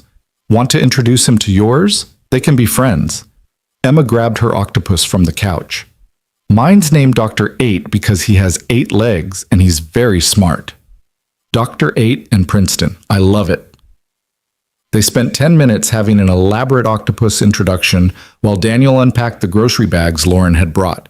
Actual ingredients for a real meal, plus cookies, fruit, fancy cheeses, and enough snacks to feed a classroom. "Lauren, this is too much," he said. "It's really not. I didn't know what you needed, so I got everything." She joined him in the kitchen, leaving Emma playing with the octopuses. "How are you, really?" "Better, worse, different." He started pulling out a cutting board. "Marcus has been impossible, but I'm handling it. Work is work. But this," he gestured around the apartment, "this is good. We're good." "I'm glad." She picked up a knife. "Put me to work. I've been watching cooking videos. I can almost chop an onion without crying now." "Almost?" "The last time I only cried for 5 minutes instead of 10. I'm counting it as progress." They cooked together, Lauren following Daniel's instructions with the careful attention she probably gave to board meetings. Emma sat at the counter doing homework, occasionally looking up to make sure Lauren was still there, still real, still staying. Over dinner, chicken stir-fry that Lauren had helped make and was absurdly proud of, Emma pulled out her folder of drawings. "I made these while you were gone," she said, spreading them across the table. "This one's you at the aquarium. This one's you and me and Dad. This one's your car. I made it blue because that's a happy color." Lauren examined each drawing with the seriousness it deserved. "These are beautiful, Emma. Can I keep them?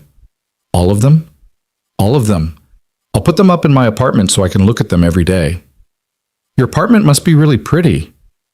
"It's very empty. These will help." After dinner, they settled into a new routine that felt like coming home. Emma read aloud from her current book while Lauren and Daniel cleaned up. Then they played a board game that Emma won through either skill or strategic cheating. No one was quite sure which. At 8:30, Emma yawned and Lauren stood up. "I should let you get to bed, sweetheart." "Can you tuck me in?" Lauren looked at Daniel, uncertain. He nodded. "I'd love to." Daniel listened from the hallway as Lauren read Emma a bedtime story, her CEO voice soft and gentle, stumbling slightly over the made-up words in the children's book. When she finished, Emma's small voice drifted out. "Lauren, are you going to leave again?" "Not if I can help it." "But what if people are mean to you? What if they say bad things?" There was a pause. Daniel held his breath. "Then they say bad things," Lauren answered quietly, "but that doesn't change how I feel about you and your dad. Some things are worth fighting for, Emma. You two are worth fighting for." "We love you." The words hung in the air. Daniel's chest tightened. Emma had said it so simply, so naturally, like it was the most obvious truth in the world. "I love you too, sweetheart. So much." When Lauren emerged from Emma's room, her eyes were red. She and Daniel stood in the hallway, the weight of Emma's declaration settling between them. "She's never said that to anyone except me," Daniel whispered. "Not since Sarah died. I don't take it lightly." "I know you don't." They moved to the living room, Lauren curling up on one end of the couch, Daniel on the other. The easy companionship of the evening continued, conversation flowing between comfortable silences. "I've been thinking about what you said," Lauren ventured, "about finding you a position somewhere else. I made some calls." Daniel's stomach dropped. "Lauren, just listen. I talked to 3 companies. All of them are interested. One of them is offering 15% more than you make now, better benefits, and they're specifically looking for someone with your risk assessment background." She pulled out her phone, showed him an email. "No pressure, but the option is there if you want it." Daniel read the email, his mind racing. It was a good opportunity. A great one, actually. At a company with no connection to Lauren, no appearance of impropriety, no Marcus making his life miserable. "What do you think I should do?" he asked. "I think you should do whatever makes you happy and keeps your integrity intact. If that means leaving Hale Industries, I'll write you the best recommendation letter anyone's ever seen. If it means staying and fighting through the rumors, I'll support that too." "And us? Our friendship?" "That doesn't change regardless of where you work. You're stuck with me now." She smiled. "Emma claimed me. That's legally binding in 8-year-old law." "Is it?" "Absolutely. I looked it up." Daniel laughed, then sobered. "I want to stay, at least for now. I don't want to run away from problems. And despite Marcus and the rumors, I like my work. I'm good at it." "You're exceptional at it. But I need you to stop protecting me so much at the office. No more special treatment, no more obvious favoritism. We need clear boundaries between personal and professional." "Agreed. At work, I'm your CEO. Here, I'm your friend who can't cook and drives terribly." "Deal." They shook hands formally, then both dissolved into laughter at the absurdity of it. The weeks turned into months. Spring bloomed across Chicago, bringing warmer days and the kind of hope that only comes after a brutal winter. Daniel and Lauren maintained their boundaries at work, polite, professional. No hint of the friendship that flourished outside office walls. Marcus tried to make trouble at first, assigning impossible projects, undermining Daniel in meetings. But Daniel's work spoke for itself, and eventually even Marcus had to acknowledge the results. The rumors continued in whispers but lost their power when nothing scandalous materialized. Meanwhile, Emma thrived. The tutoring program Lauren had connected them with was working wonders. Her grades improved, her confidence grew, and she stopped falling asleep in class. The teacher who'd once looked at Daniel with concern now greeted him with warmth. Wednesday dinners became sacred. Sometimes they cooked, sometimes they ordered in, sometimes they went out. Lauren slowly built a repertoire of dishes she could make without burning down the kitchen. Emma taught her to play video games, to do cartwheels in the park, to appreciate pop music she'd previously dismissed as noise. And Daniel watched his daughter fall more in love with this woman every week, watched Lauren transform from the untouchable CEO into someone who laughed freely and played without self-consciousness and admitted when she didn't know something. He also watched himself falling, though he tried not to examine that feeling too closely. It was late June when things shifted again. Emma's 9th birthday was approaching, and Lauren had asked what they should do to celebrate. "Maybe the zoo?" Emma suggested during a Wednesday dinner. "We never made it there." "Zoo it is," Lauren declared. "We'll make a whole day of it. Whatever you want, birthday girl." "Can we get ice cream after?" "We can get ice cream during if you want. Rules don't apply on birthdays." Emma grinned. "You're the best, Lauren." Later, after Emma had gone to bed, Lauren lingered. This was happening more often, her staying later, the two of them talking over coffee that Lauren still pretended to like. "I can't believe she's going to be 9, Lauren said. "I feel like I just met her." "It's been almost 6 months." 6 months since my life completely changed. Daniel looked at her, sitting on his second-hand couch in his tiny apartment, and marveled at the journey that had brought them here. "Mine too." "Daniel, can I ask you something personal? You've seen me cry in a bathroom stall and know exactly how much debt I was carrying. I think we're past personal boundaries." She smiled, but it faded quickly. "Do you ever think about dating again? finding someone? The question caught him off guard. Sometimes, in theory, but between work and Emma, there's no time. And honestly, I can't imagine trusting someone enough to let them into our lives. What would it take for you to trust someone like that? I don't know. Someone who understands that Emma comes first, always. Someone who doesn't just tolerate her, but genuinely cares about her. Someone patient and kind and willing to deal with the chaos that comes with single parenthood. He paused. Why do you ask? Lauren was quiet for a long moment, staring into her coffee cup. Because I think I'm falling in love with you, and I needed to know if that was completely impossible or just mostly impossible. The words hit Daniel like a freight train. He set down his own cup carefully, his hands suddenly unsteady. What? I know. I know it's complicated and messy and probably completely inappropriate given our history, but I can't keep pretending I don't feel it. She looked up at him, vulnerability written across her face. I wake up thinking about you and Emma. I plan my weeks around Wednesday dinners. I buy groceries imagining what you might like. I've fallen in love with your daughter, and somewhere along the way, I fell in love with you too. Daniel's mind was racing. All those moments he'd dismissed as friendship, as gratitude, as companionship, suddenly reframing themselves in a new light. The way his heart jumped when he saw her texts, the way he found excuses to stand close to her in the kitchen, the way he'd catch himself watching her play with Emma and feeling something tender and possessive and terrifying. I don't expect you to feel the same way, Lauren continued, her words tumbling out faster now. I know I'm your boss. I know there's a power dynamic. I know this could make everything impossibly complicated. I just needed to be honest because pretending was killing me, and I promised myself after my mother died that I'd never waste time hiding how I really feel about people I love. Lauren, you don't have to say anything. I can leave right now and we can pretend this conversation never happened. We can go back to being just friends if that's all you want. I won't let this ruin what we have. Emma needs stability and consistency, and I won't— Lauren, stop talking. She stopped, her eyes wide and anxious. Daniel took a breath, trying to organize the chaos in his head into something coherent. When Sarah died, I shut down the part of me that could feel anything beyond survival and parental obligation.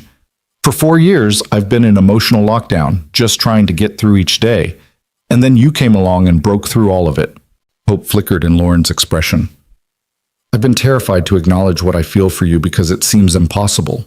Because you're brilliant and successful and beautiful, and I'm a mess with a kid and debt and a life held together with duct tape and desperation.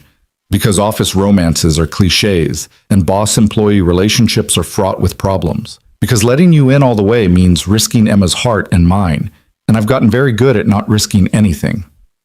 So it's a no, Lauren said quietly. I didn't say that. Daniel moved closer to her on the couch. I'm saying it's terrifying, but I think I'm falling in love with you too. I think I have been for months. I just didn't let myself see it, because it seemed too good to be true. Lauren's breath caught. Really? Really? You've become essential to us, to our lives, our routine, our happiness. Emma lights up when you walk in the door. I feel more like myself around you than I have in years. You make everything better just by being in it. But, she heard the hesitation in his voice. But we need to be careful. For Emma's sake, most of all. She's already attached to you. If we try this and it doesn't work, if it falls apart, she'll be devastated. I need to know you're sure, that you're ready for all of this, the chaos, the complications, the instant family. Lauren reached out and took his hand. I've never been more sure of anything in my life. I know it's fast. I know it's unconventional. But I love Emma like she's already mine. And I love you in a way I didn't know I was capable of. So yes, I'm terrified too. Yes, there will be complications, but I'm ready for all of it if you are. Daniel looked at their joined hands, then up at her face. This woman who'd accidentally changed his entire world because he'd misunderstood 5 desperate words. We take it slow, he said. For Emma's sake. We don't tell her anything is different until we're absolutely certain this is real and lasting. Agreed. And at work, nothing changes. Professional boundaries stay firm. Absolutely. And if at any point this starts to hurt Emma or make her feel unstable, we pause and reassess. Of course. Daniel took a shaky breath. Then yes, Let's try this. Let's see what we can build together. Lauren's smile was brighter than he'd ever seen it. She leaned forward slowly, giving him time to pull away, and kissed him softly. It was gentle and careful and full of promise. When they pulled apart, both of them were shaking. "Wow," Lauren whispered. "Yeah. I've imagined that approximately 1,000 times. Reality is better." "Same." They sat close together, hands still joined, processing this new reality they'd just created. Outside, the city hummed with its usual indifference, but inside this small apartment, everything had shifted. "We can't tell anyone yet," Daniel said. "At work, I mean. The rumors would be vindicated and—" "I know. I agree. This stays between us until we're ready." Lauren squeezed his hand. "But Daniel, I'm already ready. I've been ready since the night we had burgers with Emma, and I realized what family was supposed to feel like. Even with all the mess? Especially with all the mess. Perfect was killing me. Messy brought me back to life." They talked until nearly midnight, figuring out logistics and boundaries and what this new relationship would look like in practical terms.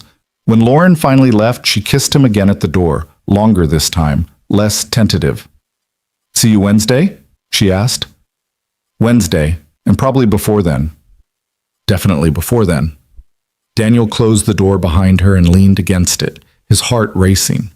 He'd just agreed to date his CEO, to build a relationship that could complicate everything they'd worked so hard to stabilize, and yet he couldn't stop smiling. His phone buzzed almost immediately. A text from Lauren. "Already miss you. Is that pathetic?" He texted back. "If it is, we're both pathetic. Drive safe. Text when you're home." "Always." "Good night, Daniel. Thank you for being brave enough to try this. Thank you for being patient enough to wait for me to catch up. Worth it. So worth it." The next few weeks were an exercise in restraint and stolen moments.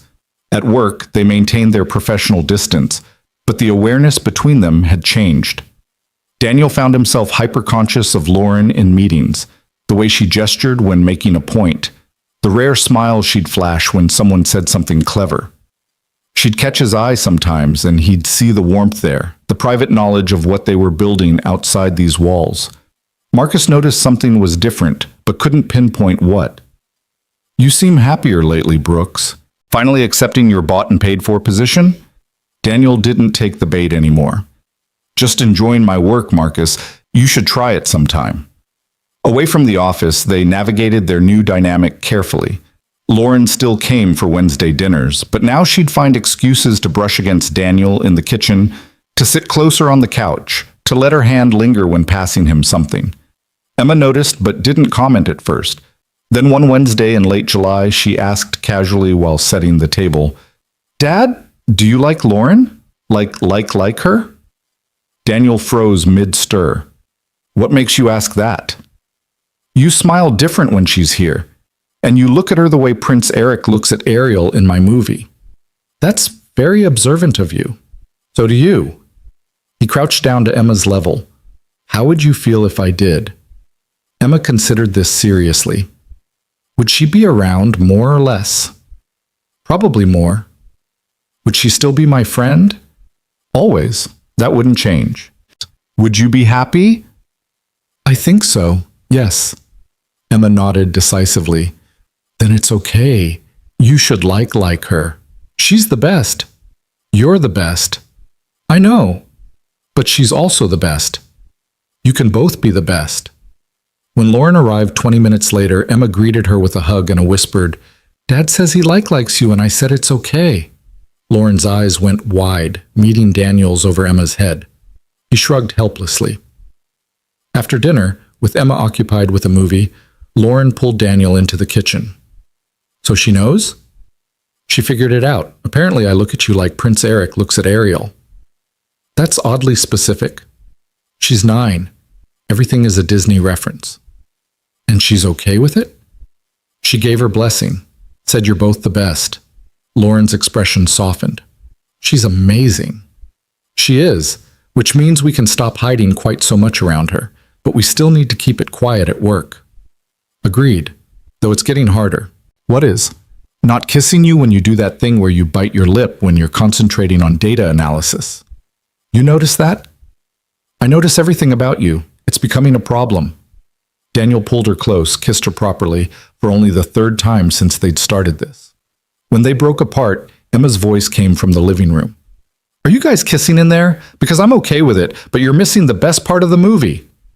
They laughed against each other's shoulders, then joined Emma on the couch. The three of them squeezed together, Lauren's arm around Emma, Daniel's hand finding Lauren's, the world outside forgotten in favor of this small, perfect moment. This was their family now. Unconventional, complicated, built from misunderstanding and mutual rescue. And it was real. Summer shifted into fall, and the three of them fell into a rhythm that felt like it had always existed. Lauren's apartment gradually accumulated signs of life. Emma's drawings on the refrigerator, a second toothbrush in the bathroom, groceries that weren't just coffee and expensive wine. She was learning to build a home instead of just occupying a space. At work, Daniel's performance had never been stronger. The senior analyst position suited him, and even Marcus had grudgingly backed off when the quarterly numbers spoke for themselves. But maintaining the professional facade was becoming increasingly difficult, especially as their relationship deepened outside the office. It was October, nearly a year since that fateful Wednesday night when everything came to a head. Daniel was in a strategy meeting presenting risk assessments to the executive team when Marcus interrupted. These projections seem overly optimistic, Brooks. Almost like someone's been coaching you on what the CEO wants to hear. The room went silent. Lauren, sitting at the head of the table, kept her expression carefully neutral, but Daniel saw the flash of anger in her eyes. The projections are based on market analysis and historical data, Daniel said evenly. If you have specific concerns about the methodology, I'm happy to walk you through it. I'm sure you're happy to walk Ms. Hale through a lot of things, Marcus said with a smirk. Several people in the room shifted uncomfortably. Lauren's expression turned to ice. Mr. Peterson, that comment was completely inappropriate. Apologize to Mr. Brooks immediately, or you can leave this meeting and consider your position at this company. I'm just saying what everyone's thinking. No, you're creating a hostile work environment based on unfounded assumptions. Last warning, apologize or leave. Marcus stood up abruptly. Fine, I'll leave. But we all know what's really going on here. Everyone knows Brooks has been... Get out. Lauren's voice was quiet but sharp as a blade. Security will escort you to HR. Clean out your desk. You're done. Marcus's face went purple. You can't fire me for telling the truth. I'm firing you for sexual harassment, creating a hostile work environment, and insubordination. Leave. Now. Two security guards materialized as if Lauren had summoned them. Marcus was escorted out, still protesting. The remaining executives sat in shocked silence. Lauren took a breath, her composure returning. Mr. Brooks, please continue your presentation. Daniel's hands were shaking, but he finished the presentation. When the meeting ended, Lauren asked him to stay behind. Once they were alone, she walked to her window, her back to him. I'm sorry, she said quietly. I should have shut down those rumors months ago. I should have protected you better. You just fired your team lead for me. I fired him for being a harassing piece of garbage who created a toxic environment. Not just for you. I've had 3 complaints about him in the last month that I was building a case around. She turned to face him. But yes, what he said about you pushed me over the edge. People are going to talk even more now. Let them talk. I'm tired of hiding, Daniel. I'm tired of pretending that the best thing in my life doesn't exist just to protect corporate optics. What are you saying? Lauren walked over to him, taking his hands in hers despite the glass walls of her office, despite anyone who might be watching. I'm saying I love you. I love Emma. I want to build a life with both of you, and I'm done pretending otherwise. Her eyes were intense, determined. I know it's complicated. I know there will be consequences, but I'm ready to face them if you are. Daniel's heart was hammering. Lauren, if we go public with this, the board can't fire me. I own 42% of this company, and my performance speaks for itself. She smiled slightly. Benefits of being a founder, but you're right that it will be complicated for you. People will say you slept your way to your position, that everything you've earned was because of favoritism. They already say that, but it will get worse before it gets better. Daniel thought about Marcus's sneer, the whispers in the hallway, the judgment he'd been living under for months. Then he thought about Emma's face when Lauren walked through their door, about quiet Wednesday evenings, about the life they'd built together, piece by careful piece. "I don't care," he said. "I do care. It'll hurt, and it'll be hard. But losing you would hurt more." "You're sure?" "I'm sure. But we need to do this right. No more secrets, no more hiding. If we're going to be together, it needs to be completely above board." Lauren nodded. "I'll talk to HR and the board. Full disclosure, documentation of your merit-based advancement, everything transparent. And I want to transfer to a different division. Same company, different reporting structure. No direct oversight." "That's smart. I'll make it happen." She squeezed his hands. "We should tell Emma first, before the office gossip reaches her somehow." That evening, they sat Emma down at the kitchen table. She looked between them with the knowing expression of a child who'd already figured out most of the story. "So," Daniel started, then stopped, unsure how to phrase this. "Dad and I are together," Lauren said simply, "like dating, as in I'm his girlfriend and he's my boyfriend, and we'd like to be a family with you if that's okay." Emma's face broke into the biggest smile Daniel had seen in years. "Really? Like, really? Really?" "Really, really," Daniel confirmed. "Does this mean Lauren can live with us? Because her apartment is really far away and she should be closer." Lauren laughed. "Actually, we wanted to talk to you about that. How would you feel about maybe finding a bigger place? Somewhere with room for all three of us?" "With my own room? And a room for you and Dad?" "Exactly like that." Emma jumped up and threw her arms around both of them. "This is the best day ever. Can we get a dog too?" "Let's start with the apartment," Daniel said, but he was smiling. "But maybe eventually a dog?" Emma looked at Lauren with pleading eyes. "Maybe eventually a dog," Lauren agreed. "We'll see." The transition at work was rocky but manageable. HR documented everything: Daniel's performance reviews, the merit-based promotions, the timeline of their relationship. He transferred to the risk management division under a different executive.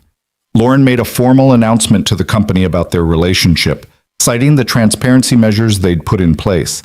The reactions were mixed. Some people were genuinely happy for them. Others were cynical and judgmental. A few quit in protest, claiming the company had lost its integrity. But the work continued, the results spoke for themselves, and gradually, the scandal became just another piece of office history. The harder part was the world outside Hale Industries. When news broke in Chicago business circles that CEO Lauren Hale was dating one of her employees, a single father she'd promoted, the media had a field day. Think pieces were written about power dynamics and corporate ethics. Lauren's reputation took hits. So did Daniel's. But they weathered it together.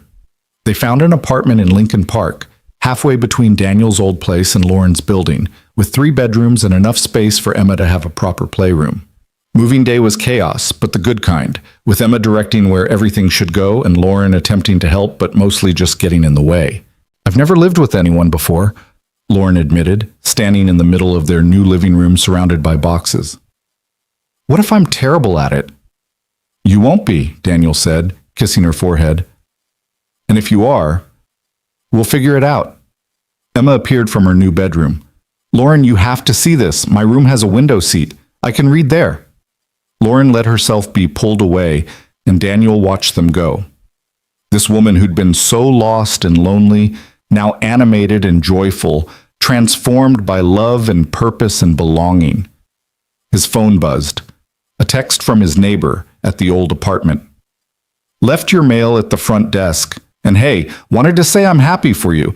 That CEO lady looked at you and Emma like you hung the moon. Don't let the haters get you down." Small kindnesses, they accumulated like snowflakes, building something solid beneath the criticism. Thanksgiving came, and Lauren insisted on cooking despite her limited skills. The turkey was slightly dry, the mashed potatoes lumpy, but Emma declared it the best meal ever, and Lauren beamed with pride. "Next year will be better," she promised. "I'm taking cooking classes." "You don't have to be perfect," Daniel said. "I know, but I want to be good at taking care of you both."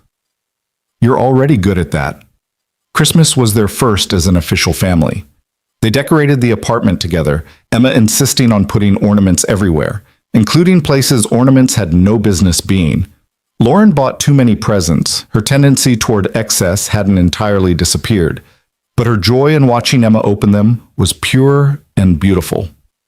On Christmas morning, Emma gave Lauren a handmade card.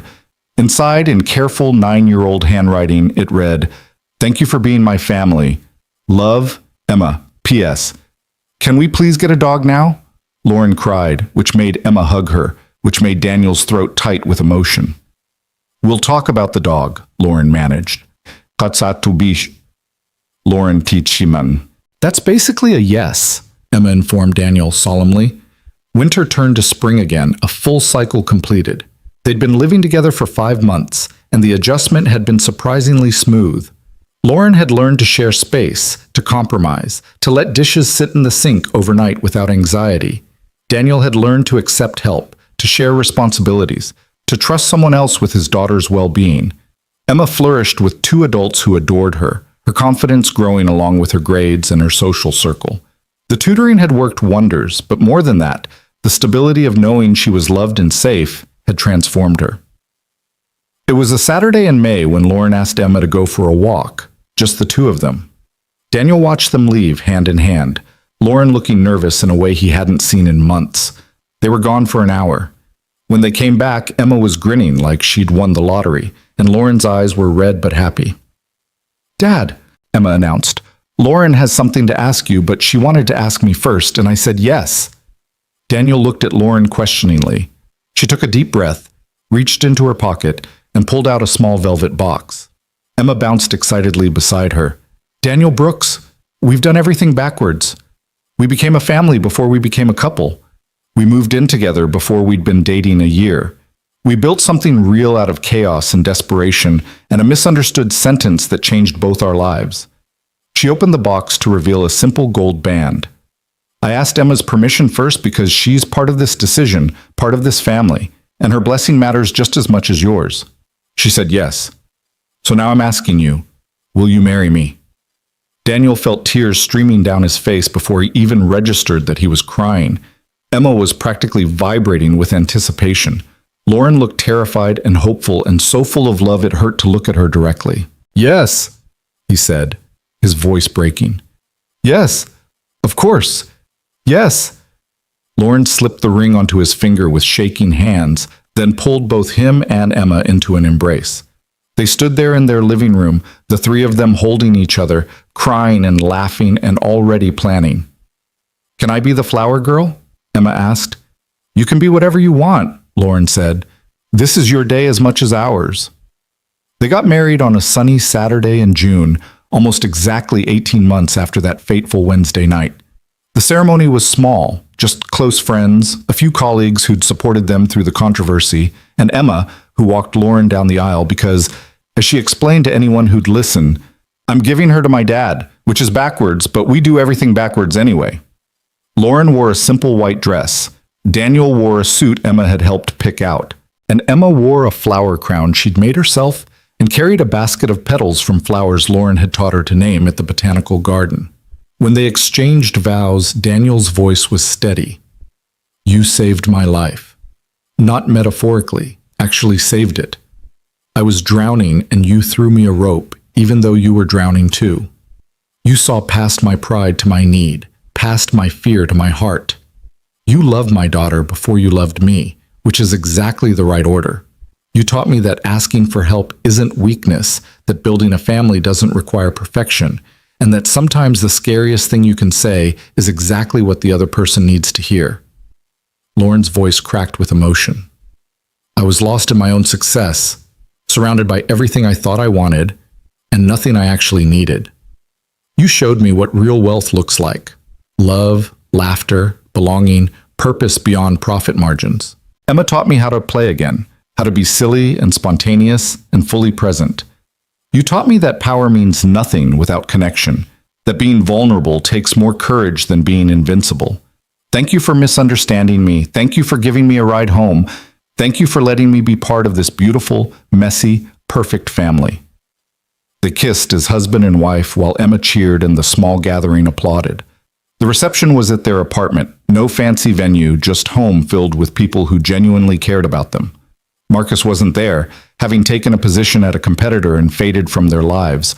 But Daniel's former neighbor came, and Emma's teacher, and several colleagues who'd defended them when the rumors were at their worst. Lauren's assistant gave a touching toast about watching her boss transform from a workaholic robot into an actual human being. To Lauren and Daniel, she concluded, raising her glass, who proved that sometimes the best relationships start with complete disasters. Hear, hear. Later, as the party wound down and Emma dozed on the couch, Daniel and Lauren stood on their small balcony watching the city lights. "Do you ever think about that night?" Lauren asked. "What would have happened if you just said no when I asked for a ride?" "Every day. I think about how close I came to losing everything that matters." "Me too." She leaned against him. "Take me home, or you're fired." 5 words that sounded like a threat, but were actually the beginning of everything. 5 words that saved both our lives. They stood in comfortable silence. Then Emma's sleepy voice called from inside. "Are you guys being mushy out there? Because there's cake left and I think we should eat it for breakfast tomorrow." They laughed and went back inside to their daughter, their family, their imperfect and beautiful life. 2 years later, they were still in the same apartment, though they'd bought it rather than renting. Emma was 11, thriving in school, and deeply invested in her campaign for a dog, a campaign that had intensified considerably. Daniel had been promoted again, now heading the entire risk management division at a different company. Lauren remained CEO of Hale Industries, but she left the office by 6 every evening and hadn't worked a weekend in 18 months. On a Wednesday, in November, they adopted a rescue dog, a scruffy terrier mix that Emma immediately named Captain, because he looks like he's in charge of things. The dog was a menace who chewed everything and had no concept of personal space, and they all loved him desperately. That evening, with Captain asleep on Emma's lap and dinner dishes still on the table because nobody could be bothered to clean up yet, Lauren's phone buzzed with an email. She glanced at it and smiled. "What?" Daniel asked. "It's from a woman who says she read about our story in some business magazine article. She's a single mother, struggling, afraid to ask her boss for help because she thinks she'll get fired." Lauren showed him the email. "She's asking for advice." Daniel read it over her shoulder. He recognized that desperation, that fear, that impossible choice between pride and survival. "Tell her to ask," he said. "Tell her the worst thing that can happen isn't as bad as she thinks. Tell her that sometimes the sentence you're most afraid to say is the one that changes everything." Lauren typed a response while Emma dozed and Captain snored and Daniel cleaned up the dinner. Neither of them had made perfectly, but both had enjoyed completely. This was their life now, messy, chaotic, full of dog hair and homework, and minor disagreements about whose turn it was to do laundry. It was nothing like the perfect fantasy either of them had once imagined. It was so much better, because it was real. Built not on romance novel meet-cutes or fairy tale magic, but on honest need and mutual rescue and the slow, careful work of building trust. They'd been broken people who found each other in their brokenness and decided to heal together. Emma stirred, looked up at both of them, and smiled sleepily. "Best family ever," she murmured. "Best family ever," Lauren and Daniel agreed. And in their small apartment in Chicago, with a neurotic rescue dog and a preteen who still believed in magic and 2 adults who'd learned that love wasn't about being perfect, but about being present, they'd found something neither had known they were searching for. Home. Not a place or a building, but the feeling of being known completely and loved anyway. The security of knowing that when you fell apart, someone would be there to help gather the pieces. The joy of ordinary moments made extraordinary by sharing them with people who chose you every single day.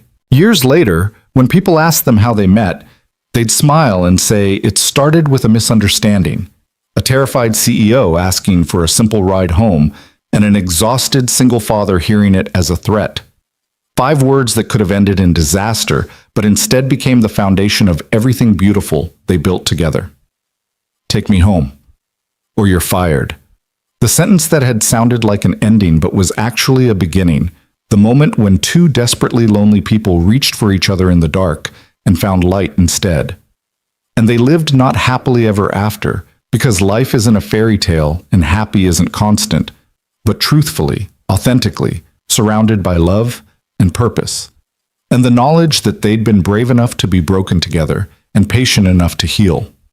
Emma grew up knowing she was cherished by two parents who'd fought their way to each other and to her. She learned that families come in all forms, that asking for help is strength, and that sometimes the best things in life come from complete accidents.